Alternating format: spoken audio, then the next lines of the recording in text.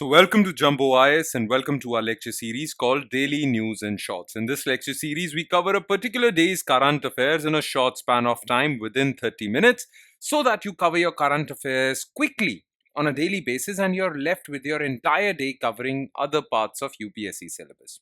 So, make this lecture series a habit of yours, okay? Now, just watching this lecture would be job half done. Just spending 30 minutes on it would be job half done because you have to spend another 10 to 20 minutes revising this lecture as well. Why, you ask? Well, revision helps in consolidating these current affairs in your memory. Otherwise, you'll quickly forget them. Now, you can revise these current affairs from the notes we provide along with this lecture, and these notes shall be shared on our Telegram platform. Now, where can you find our Telegram platform? Just below this video, in the comment section, you'll find a link. You just have to click on that link. It will take you to our Telegram channel. From there, you can download these notes and do the necessary revision. Okay, so let's begin today's discussion. But first, let's take a look at the topics we shall cover today. Okay, so here's the topic list. So in total, we'll be focusing on these 4 topics because these were the only 4 topics that were important from the perspective of civil services examination. Number 1 topic is Convention on Cluster Munitions. Recently, Lithuania withdrew from Convention on Cluster Munitions. So what is this Convention on Cluster Munitions? What are cluster bombs? How dangerous they are? We'll talk about this. Then we will talk about strategic Bitcoin reserve by USA because recently US President Donald Trump has signed an executive order under which he will form a strategic Bitcoin reserve. Like all countries have forex reserves, all countries have gold reserves, USA will create a Bitcoin reserve as well. Now, what implications it will have, we'll talk about this. Then we'll talk about Namami Gange program because recently an article was released which talked about the achievements of this Namami Gange program. It was National Clean Ganga Mission. Okay, so we need to clean river Ganga because it is heavily polluted. A lot of waste is discharged into this holy river in India. So what have been the achievements of Namami Gange program? We'll talk about this. At the end, because it's March 8th, we will talk about International Women's Day. And on this very day, what has National Commission for Women done to celebrate this day and to enhance gender equality? Okay, so we'll talk about International Women's Day, its history, why is it celebrated on March 8th every year, and we'll also talk about National Commission for Women.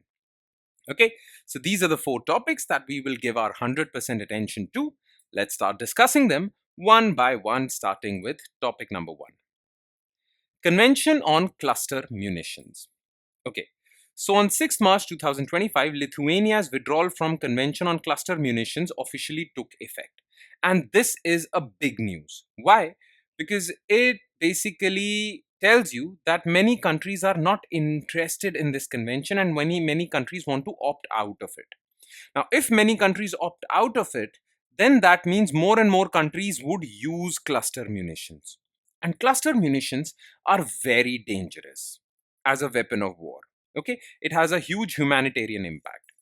Now, why does it have such a huge humanitarian impact, or they are so dangerous? Why are they considered so dangerous? Well, thing is that cluster munition is a big bomb which releases small bomblets when it is dropped onto some place. Okay, so this is a big bomb which carries small bomblets inside it. Okay, so what happens is as soon as you drop this big bomb, okay, it opens up and releases small bombs that spread around a larger geographical area and causes a lot of damage in a big area. Okay, so the damage area increases, devastation increases, plus it's very difficult to control these small bomblets. You can control this big bomb, but you cannot control these small bomblets. Now, if you're unable to control these small bombs, then the thing is that it can lead to civilian casualties as well. Generally, when a bomb is dropped between 2 countries, when there is a war, when a bomb is dropped, well, that bomb is targeted. It only targets hostile enemies. Okay, armies, defense people. But if you're using cluster bombs, you cannot control where all these bomblets are going to drop. So it generally leads to civilian casualties as well, along with defense people casualties. Okay. Now, Convention on Cluster Munitions basically was an international convention which seek to ban these weapons. Okay, let's talk about this convention. So it is an international treaty of more than 100 states. So far 112 countries have ratified it and 12 have signed it but not ratified. Now it was adopted in 2008 and the treaty entered into force in 2010. Now, treaty, all the members of this convention will stop the usage, transfer, production, stockpiling of cluster munitions. Okay, so as you can see on this map, these purple countries are those which have signed this convention. So these countries are treaty bound to not use or export cluster munitions. Okay, because cluster munitions have a huge humanitarian impact. As you can see, India is not its member. Russia is not its member. USA is not its member. Israel is not its member. And Ukraine also is not its member. So the key countries, China is also not its member. Okay. So the important superpowers of the world and the two countries that are currently involved in a war, Russia and Ukraine, they both are not members of this convention. That means they are free to use these cluster munitions, which is a dangerous sign for people. Okay, people of those countries who are involved in a war. Clear? As you can see from this definition, cluster munitions are bombs that release smaller bomblets, increasing range of damage. Now, why are cluster munitions problematic? Because sometimes it leads to heavy civilian casualties. Other bombs are targeted, okay? But these bombs, cluster munitions, well, you are unable to control where each and every bomblet would land. So it covers a wide area and it leads to civilian casualties. Then, most of these bomblets do not detonate. Okay, they just drop on the ground without detonating. What happens then? Thing is that when they don't detonate and drop on ground, they might detonate 10 days after the drop. They might detonate 100 days after the drop. So that entire area becomes uninhabitable. And this really hampers post-war recovery. Okay, a significant percentage of submunitions fail to detonate as intended, leaving behind unexploded ordnance. UXO. Remember, it's a keyword. Unexploded ordnance. Now, the presence of unexploded ordnance can restrict access to land, resources, and post-war recovery, post-conflict recovery. Okay, so it causes long-term devastation, and this is problematic. That's why many countries resolve to ban its usage. But the key countries of the world still haven't signed this convention. Clear? And now, the countries that had already signed this convention are opting out from it, like Lithuania. So, this is bad news for the world. Clear? So, this is Convention on Cluster Munitions. Okay, let's move forward and let's talk about Strategic Bitcoin Reserve by USA. So, look, United States President Donald Trump has signed an executive order which establishes a strategic Bitcoin reserve and stockpile of other digital assets. Clear? The thing is that Donald Trump did talk about in his election campaign about this. Okay, and now he's fulfilling his election campaign by creating a strategic Bitcoin reserve. Now, every country has their own forex reserve, foreign currency reserve. Through this, basically, they have some control over the prices of these foreign currencies. Then every country maintains gold reserves also because it is a strategic asset. So countries maintain gold reserves also. Now, by doing this, Donald Trump has made Bitcoin too, or other cryptocurrencies, a strategic asset. Okay, and he has decided to create a strategic Bitcoin reserve. Clear? Now, what is going to be the consequences of this? First of all, this legitimizes Bitcoin. Many economies and many countries still consider Bitcoin to be dangerous. But if USA is making a strategic reserve out of it, it legitimizes Bitcoin. And the volatility in the prices of Bitcoin would also get arrested. Okay? Because now it's more legitimate. Price volatility, too much up and down in Bitcoin prices would also stop. So this is good news for all the crypto traders. Second, well, it gives USA the power to manipulate the prices of Bitcoin also. Let's suppose the prices of too high. So USA would use some Bitcoin from its reserve and sell it in the market.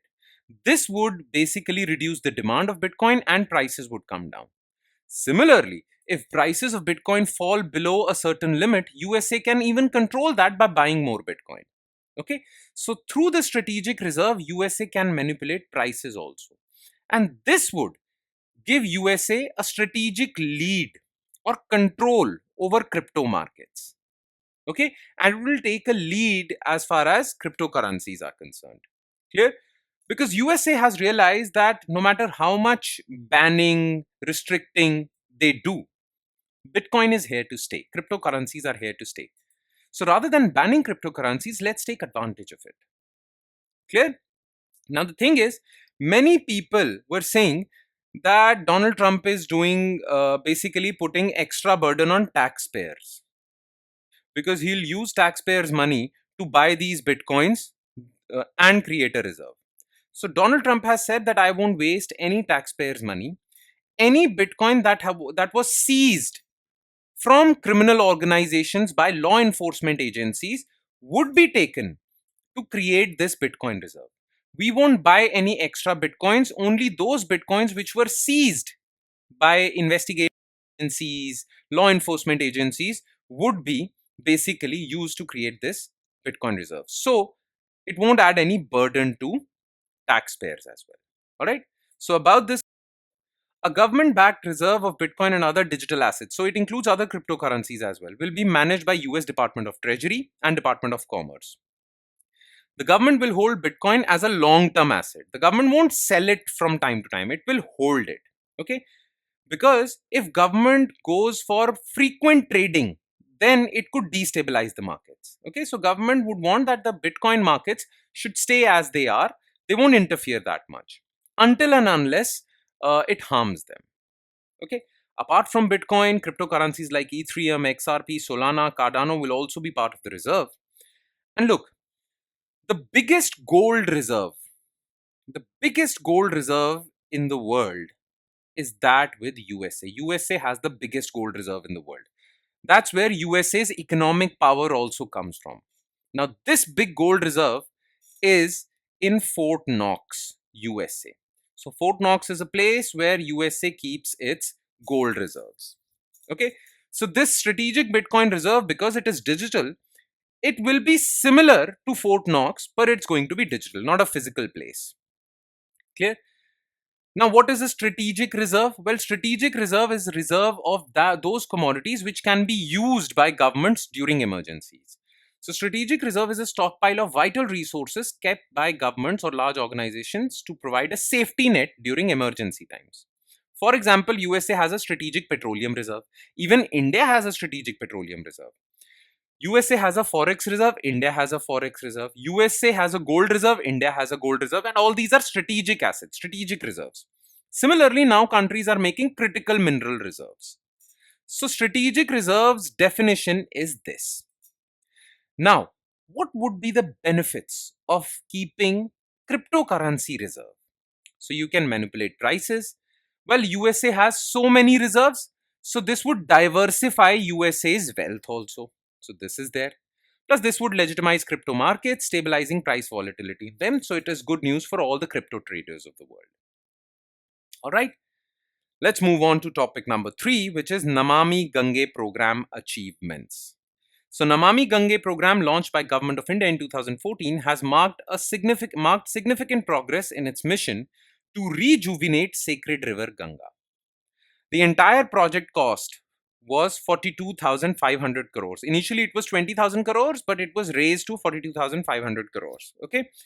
And the entire program will make long-term investments. Clear? Now, this Namami Gange program, which is under National Mission for Clean Ganga, is implemented by Ministry of Jal Shakti. Clear?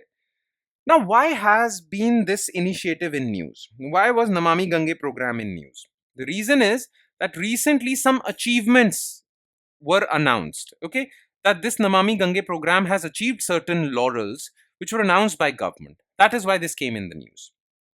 Okay, what were those laurels?